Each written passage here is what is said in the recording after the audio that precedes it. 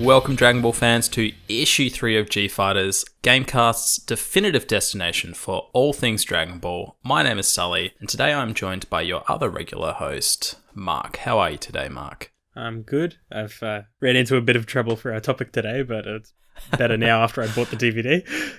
Yeah, that was unfortunate, you having to pick up just a random DVD copy for the movies, but hey, at least you did it legitimately. Props. Support the industry. And literally every other Dragon Ball movie. Yeah. It's an unfortunate purchase considering the movie you purchased. At least one of them's good. Not the one we're covering today, though. Anyway, Mark, are you ready to round up the news? Let's jump straight into this episode. An interesting controller that actually released for PlayStation 4. We have some Vegeta Broly movie news and thoughts. We have some new footage, actually, that was released for the Dragon Ball Super Broly movie. And we have a Toyotaro drawing. Now, Toyotaro is the manga artist for Dragon Ball Super, so that's interesting. That's our news roundup for today. But Mark, do you want to kick us off with our little nugget of video game news today? So, recently Sony announced a whole range of new DualShock 4 colours and designs. And amongst these colours, there's one called Sunset Orange, which is a brightish orange colour scheme that just so happens to leave certain areas of the controller in its sort of black or navyish sort of colour to match the rest of the design. And it randomly and almost intentionally looks like Goku's gi, which is funny, and people aren't really sure if it was intentional or not. People don't know if Sony's pulling a fast one on them, but everyone thinks that it should be changed from Sunset Orange to Goku. Yeah, Son Goku. It does look shockingly like gi colours. The blue's perhaps a little bit dark, and that's basically all that's wrong with it. I mean, I'm not aware if there are any Dragon Ball themed DualShock 4 controllers, legitimate official controllers. Do you know if there are? I don't think there's anything legitimate. No, so Sony's just dicking with us as per usual. All it needs, though, in place of that, the buttons, right? If I were to do a proper themed, official Dragon Ball controller, I'd make all the buttons Dragon Ball jewels. That would be cool. Oh, yeah. I can see the joysticks being the turtle gi symbols. Oh, yes. Yes, that'd be so good. We can dream. Yeah. Perhaps someday. And we can Photoshop. We can Photoshop, yeah. So that's pretty much our video game news for this week. It's been a very quiet week in terms of news. I don't believe we have any more Z-Fighter news to cover, do we, Mark? No, not at the moment. Everything's just speculation and rumors. True. We'll see very shortly once the Switch version comes out, because the Switch is much easier to data mine. Yes. So we shall keep you apprised of any information regarding data mines, the Switch release, and Fighters news in general in coming episodes. But to move on to more news that's specific to the anime realm, we recently got official images of Super Saiyan God Vegeta. Now, these were pulled from one Japanese magazine. We have a scan that came out of a magazine. And recently on the official Dragon Ball website, a Japanese website, they released Super Saiyan God Vegeta as of the 26th. So that was yesterday for us, recording on the 27th. And along on that website as well, which I'll link for you guys down below in the description box, pretty much the entire known cast that we've seen so far from the trailers. They have images and stills of all the characters, but we're not going to talk about them all here today. But most notably, this is pretty much this is the first time we're seeing Red Super Saiyan God Vegeta. What do you think, Mark? I think it's cool that we finally get to see Vegeta in that form, because Vegeta's always had the sort of short end of the straw whenever a new form is introduced and things like that. We never officially got Vegeta Super Saiyan 3. He hasn't got an Ultra Instinct, even though that was just recently introduced. Super Saiyan 2, he had to push for it. And things like that. Had to cheat.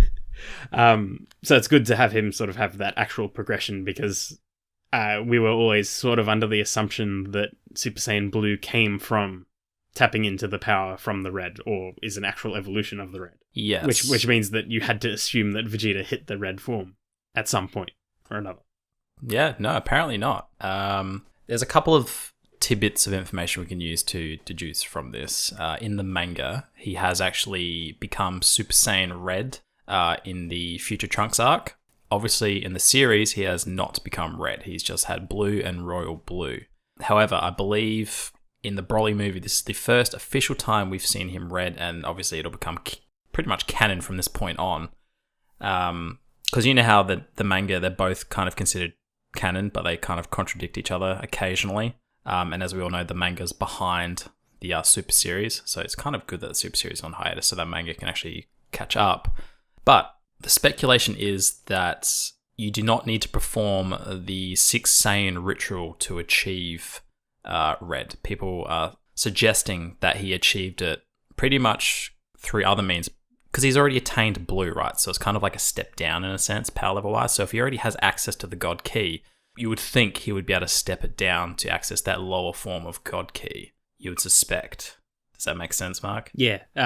Ever since actually like watching Super, you'd suspect that, because initially from the movies, it sounded like the God Red form was stronger, as a like sense that it took all this effort to actually summon it, and it was like proper God level power, whereas Blue was tapping into it. But now, after watching Super, you're like, oh no, Goku can just go red. Yeah. And I mean, red in the series is used as a stamina saving form as well, so I could see how there'd be benefits in Vegeta wanting to access that form. But he looks fucking lit. Like, the dude looks awesome with his red hair. I think this is probably my favorite Vegeta form, because he's also leaned down a little bit, and he just looks badass. I think he looks awesome. It's pretty much what Vegeta would look like if we ever got him to do Kaioken. Yeah. He's going to look sick with his aura rolling off him as well. I think it's going to be really cool. And as well, we've got images on screen for that as well, so be sure to check out the panels on screen at the moment. If you're listening on iTunes or SoundCloud, head over to our YouTube channel where you can check that out. But to move along, Mark, we also have some new Super footage. This is only 6 seconds of new footage that was rolled into a new promotional trailer that rolled out over the last couple of days. However, it has heavy use of CGI. What did you think of this footage, Mark? Pretty much Broly v Goku footage. That's the 6 seconds there. What did you think? Typically, you could immediately tell that it had a much bigger budget than the series itself. Much like Battle of the Gods and Resurrection of F. It's got a movie budget and they're not afraid to show it. But this time around, when was Battle of the Gods now? That's almost a few years ago, man. 4 years or so now. Yeah. And that had CG in it, and it was a little bit clunky and odd, because you could definitely tell the shift. Yeah. In particular, the final fight scene. But they still did the best they could. But here, it seems a lot smoother and a lot slicker. That it sort of shifts directly into the 2D art style and the sort of models that they've used, and they've sort of put a shell on top of Goku as well. It looks like it blends better. And so it'll make the fight scene seem a lot more epic and a lot more involved.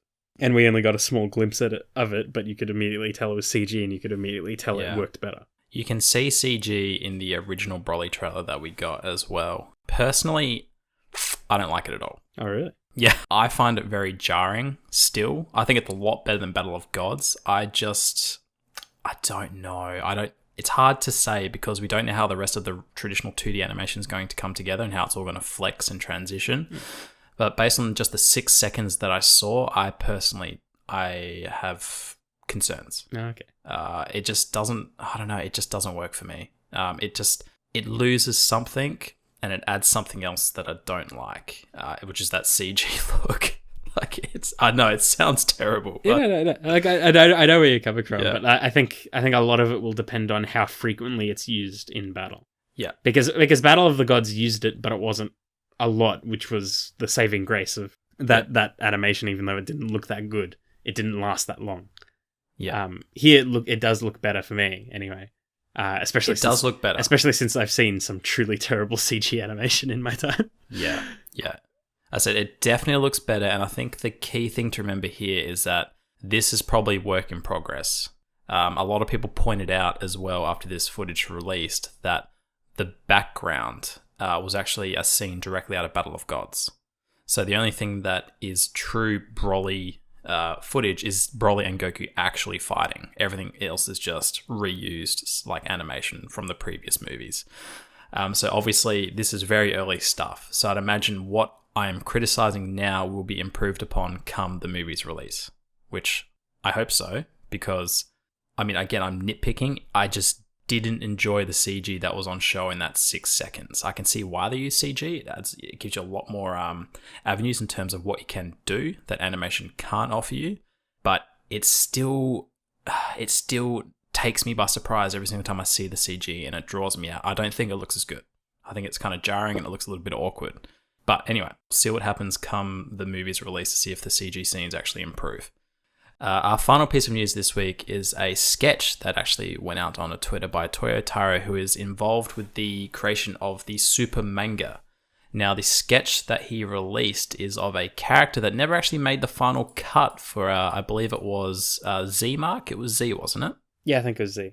It was Z. Now, this character is titled Ozo, Margin Ozo. This original design was actually by Akira Toriyama. So that was interesting. What do you think? He's a weird looking dude, don't you think?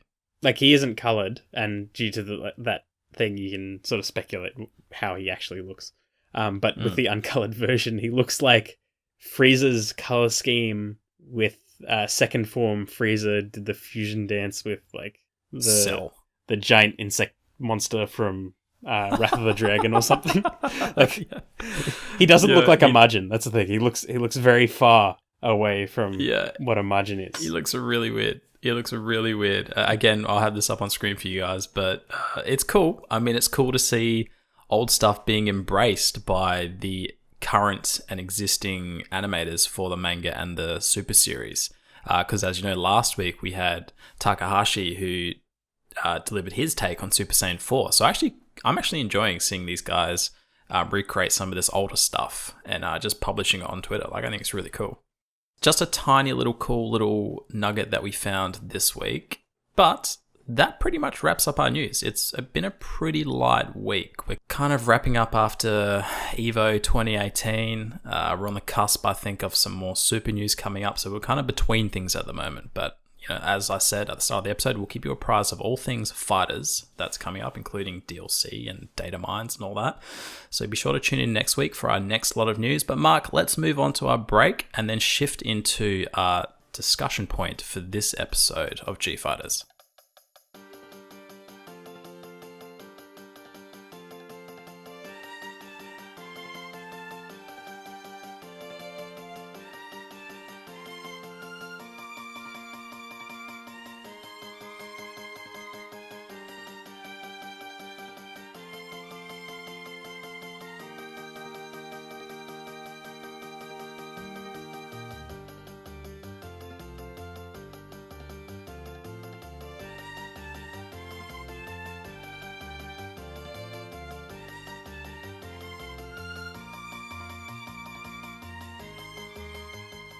Welcome back, G Fighters. Today we are discussing the third Dragon Ball Z movie.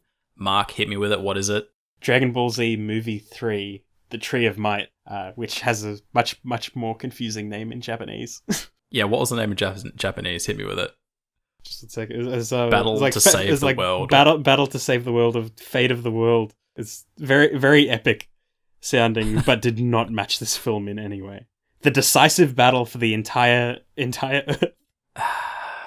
The Christmas spirit, Mark. Just a bit of general information about the movie before we jump into our discussion of the story.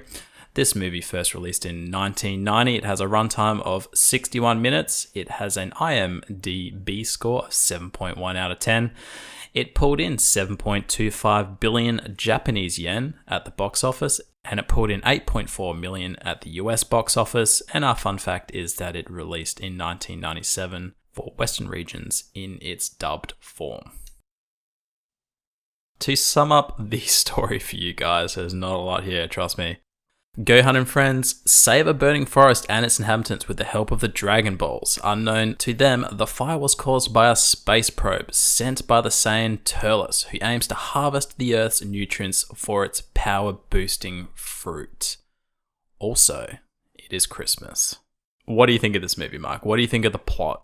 hit me with it. Let's jump into our general discussion. Feel free to shred it if need be. Feel free to talk about Christmas and Santa and the reindeers. Abridged, of course. It got pretty dark in the abridged. It did get very dark in the abridged. It was telling two different stories. Neither of them were good. Because, like, for the first large chunk of this film, it was saving the forest, getting the Dragon Balls, and befriending a purple dinosaur that is not named Barney. It's basically just this relationship with Gohan and Icarus. And Icarus returns in one or two movies after this, which makes them some weird canon continuity that doesn't make sense.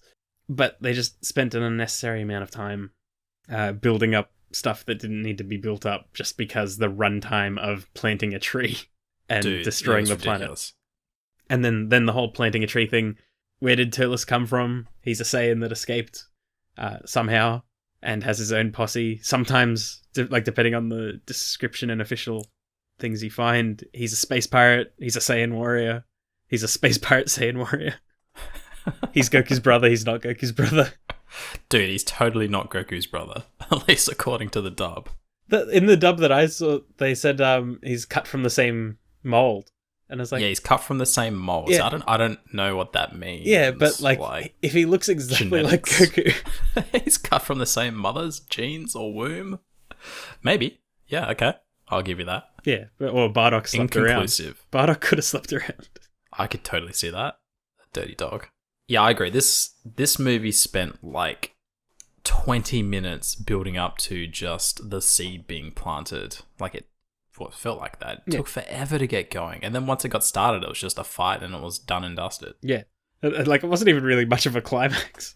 No, it wasn't. It wasn't. What I don't get is he came to Earth to plant. There was no information really surrounding the fruit either. Like it was just, it's this fruit that harvests the energy of the Earth and it makes you powerful. But to what extent? Yeah, they weren't clear because if they were going from planet to planet doing it, then the fruit would have to be a permanent boost. Yeah. But the way it worked in the movie, it seemed like it was temporary. Yeah, because he's just mugging him down at the end. Yeah. But I kind of took it as like, he's come to Earth because the nutrients in the Earth is right to grow the tree, and he's finally been able to eat the fruit. This is the first time he's eating it. I don't get it. There's a lot of emphasis surrounding this fruit, but there's not a lot of information surrounding why, how long he's been searching to plant the tree. There's zero backstory on him other than he's a Saiyan who escaped destruction, like he said, and he's cut from the same mold as Kakarot, whatever the fuck that means. Why didn't he just use the Dragon Balls? Like, I know, let's dovetail into where do you think this fits within Z? Clearly, this is after Vegeta and the Saiyan arrival, because Piccolo's aware of Gohan and his ape abilities. You've got to cut the tail. So it's clearly after the Saiyan saga and before they go to Namek. So if we base it on that, surely Turles is aware of the Dragon Balls and what happened to Vegeta on Earth. Like, you'd assume, but like, given the way these movies have gone, it seems like the Saiyans aren't really a dying race. It seems like Goku's family is a lot bigger than it seems. They all look like Goku. And no one knows each other. No. Raditz is the only one who doesn't look like them. Yeah. Do you reckon Goku's mum just looks like Raditz? Oh, Goku's mum, they've shown her. Have they? Yeah. In like that Space Patroller Jacko. Yeah. He had his own manga series, and Goku's mother was one of the main characters. Oh, nice. I've not seen that. I have to check that out. That is sick. So he didn't randomly appear in Resurrection of F. He was like a character. Oh, I knew he was another character that got woven in. Yeah. I was just unaware that he existed within the Dragon Ball universe, that's all. Yeah. But yeah, they've officially shown Goku's mother. All right, sick. I have to check that out. Does she look like Raditz? Oh, she's got like shorter Raditz-ish hair. Oh, wow, okay, nice. That looks like a bit happier, sort of like Goku. Bit more flamboyant. Yeah. She wears pink. Oh, why not? As to where it fits, Gohan has his bowl cut from Namek. Oh. That annoying bowl cut. Goku's got Kaioken, so it's definitely after Saiyan Saga. Mm-hmm. But Piccolo's alive, Tien's alive, and Yamcha's alive. Oh, that's right. Which makes no sense. because they would have. So it technically has to be after Namek. It has to be. but It has Goku to have has been. no Super Saiyan. It has to have been during Namek, because he would have been Super Saiyan at that point. Don't you think it's Vegeta would have messed been a up? good guy and alive. Oh man. So I was researching it a bit. Apparently, they dubbed it as an alternate universe where Goku arrived in time to beat the Saiyans, so no one else died. Oh, gotcha. But it is pre-Namek. But that also Gotcha. means that they don't have a reason to go to Namek. So Goku never goes Super Saiyan. Well, I mean, that we know of in this universe. Interesting. Okay. As we know, That's these the only movies way are it fits. shambles. Doesn't Yeah, fit they- The only way It is. the only way it fits is to remove it completely. yeah, which I'm all for. Yeah. Yeah, as we know, these movies don't exactly slot into the Z timeline, and nor are they meant to. They're just side fun stories that they tell. In this case, not so fun. Yeah, I mean, as I'm kind of made pretty clear, I wasn't the biggest fan of this plot. I thought it was pretty boring. Took a long time to get going, and it was very anticlimactic. It pretty much ends with Turles and his henchmen completely obliterating the Z Warriors after they try to blow up the Christmas tree at Might. And then it comes down to 1v1 with Turles. He eats the fruit, he whoops Goku's ass, and then Goku just throws a spirit bomb at him. And it fails the first time. And then he throws another one at him. And that's somehow works. And that's the Tree of Might wrap. Yeah, have you got anything more to say on this, Mark? The plot of this movie, very, very dull. Yeah, there's nothing really about the plot. It's just like they don't bother with anything important. Yamcha had a card. He was almost dating Bulma. That was a thing. His car got blown up. In comparison to The World's Strongest, this was very underwhelming. Yeah. I know that The World's Strongest didn't have the most ambitious plot. It had a very nice pacing to it. Yeah, and it was that one story the whole way. Yeah, and we did get a lot of backstory on the evil mad scientists as well. Dr. I think it was Cochin and Wheelo. Like they tried to explain them and sort of fit them within the past of Dragon Ball. Yeah, and I appreciated that, and it was really interesting. I quite enjoyed it. That was quite a fun little story. This week's movie, though, The Tree of Might, it felt very lazy. It felt just like they decided to palm a movie out and plop it out into the open with very little effort.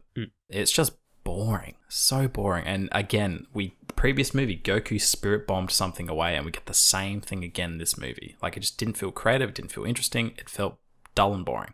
And like even his it's like 4v1 or 5v1 fight scene. Like, it was bits of it were alright, but like for the most part, it's just close-ups of Goku and see his arms waving around, Yeah, absolutely. and then everyone falls down.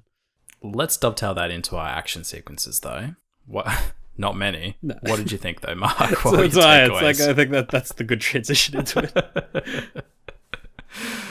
Actually, one little moment that I did like was there's a scene where Goku is fighting Turles 1v1, and he knees him in the gut. And as he's floating up between his torso, he just straight away comes down and hits him in the back with his hands. And he just does this like earth-shattering, spine-crunching molds hits this like branch. Do you know the scene I'm referring to? It was disgusting. It looked painful, very painful. And that was the highlight of the movie for me.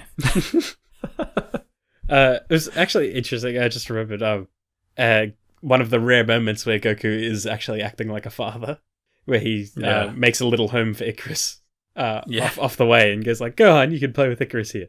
Goku, that's like the one thing you've ever done, and this is an alternate universe. It's not even canon. Do you have any memorable action sequences from this movie, Mark? I mean, like the ape was pretty wasted. Yeah. The Gohan ape stuff was a bit meh. Goku got absolutely wrecked. Yep, everybody. Oh, speaking of getting wrecked, what about the Yamcha scene? Yes, poor Yamcha. They literally recreate pretty much another scene where he's just laying in a crater buried by dirt and dead. The android, weird alien dude, just got him real good. With his spirit ball that never works. Yeah. It's not that impressive, Yamcha. Although Tien was able to solar flare for like 100 meters or something. Dude, he was on the wrong angle. Don't you have to be up in the sky above your enemy? Like between the sun and them? He was solar flaring from the ground. Yeah, beyond cloud cover as well. Yeah. How does that work? 'Cause he's that TN. doesn't work. He's TN, man. He's got a third eye. That completely does not work. That flies in the face of how we know solar flare works, which is a crock of crap. What about Goku's weird-ass Destructo disc as well? Yeah, what about all of Goku's attacks? They were all blue now.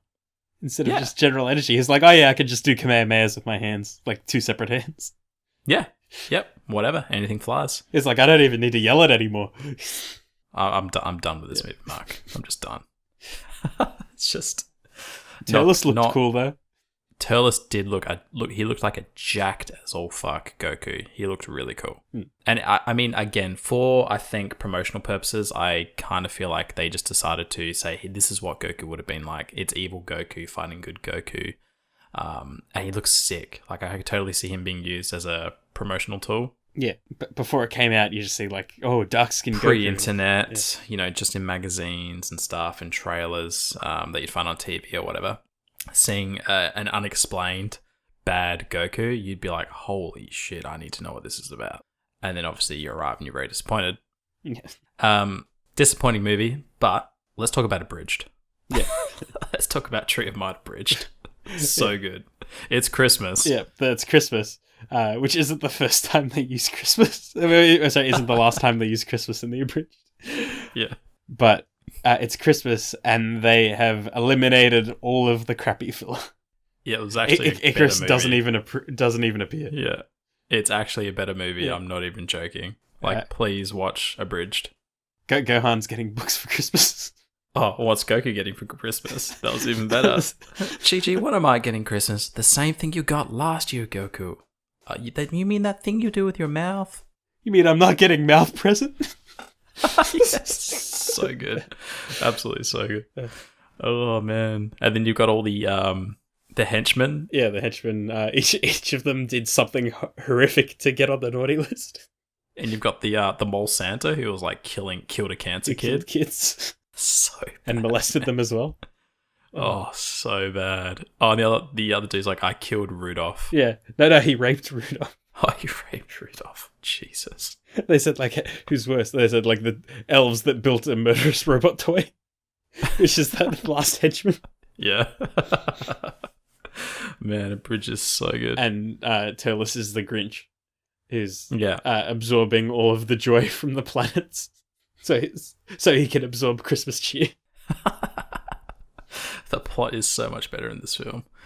Oh, and Goku gets the power of Santa to fight back. Oh, jeez. All right, let's give it. Let's wrap it up. Let's give it our final. How well it's aged. Our final thoughts and our rating out of 7 Dragon Balls. Take it away, Mark.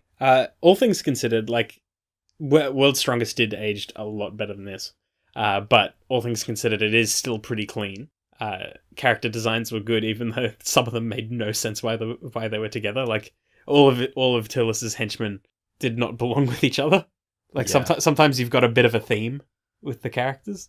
Mm-hmm. But these ones, like the cyborg guy, like, had no business being there. Mm. It was mostly clean. The animation wasn't as good. Some of the fights are just rushed and messy. They weren't even that good. Doesn't hold up nearly as well due to a number of factors. It's mainly just like the hype at the time. And I remember liking it a lot more when I was younger. Which is weird because I didn't like World's Strongest that much when I was younger.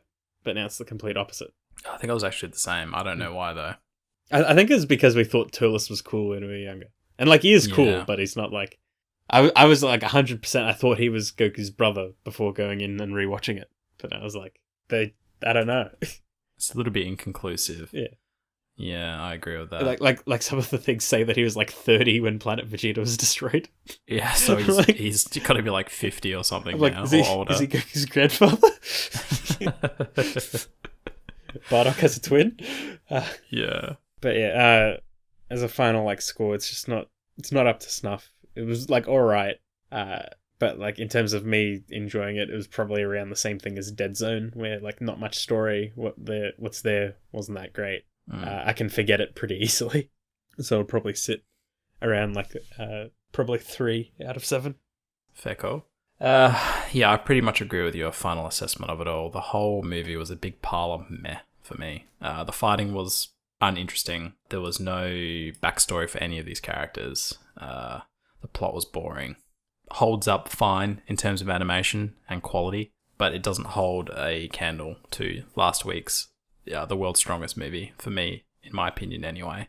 Just felt lacking, and it took a long time to get going as well. It felt like the movie could have probably been a 40-minute movie. They could have easily chopped like 20 minutes out of that movie, a lot of it being the build-up to the tree being planted, of them just stuffing around in the forest, saving animals, using the Dragon Balls. And then once the enemies or protagonists actually arrive, they spend a lot of time doing nothing. We spent a lot of time in Chi-Chi and Goku's house doing nothing. A lot of time with Icarus doing nothing. Very lazy movie in my opinion. Very boring. I'm going to give it, out of 7 Dragon Balls, a 1. Ooh. So last week I went from a 7, this week we're at a 1. Damn. We know where his ranking is. I've actually done alright, so I've got a 1, a 4.5 and a 7. Not bad. Did I give Dead Zone 3.5 or did I give it a 3? You gave it a 4. I gave it a 4. Oh, so then I gave Thingy a 5. We'll have to start recording these down, I think. Yeah, probably. I'll start making a recording for us. Alright, let's wrap up issue 3, Mark, of G Fighters. I hope you enjoyed watching this episode. Be sure to come back next week for issue 4, where we will be covering, Mark, hit me with it, what movie we'll be talking about? Dragon Ball movie 5, or Dragon Ball Z movie 5, Lord Slug. Is it 5? Oh, sorry, 4. Sorry, all these numbers. Sorry. We'll be talking about Lord Slug and False Super Saiyan next week on issue 3, issue 4, G Fighters. We are not doing well today, Mark. All these numbers. All these numbers, man. Please remember to rate, comment, and subscribe if you've enjoyed this issue. Be sure to check out our Discord server where you can find Mark and I talking about Dragon Ball, talking about video games, and many other Gamecast personalities.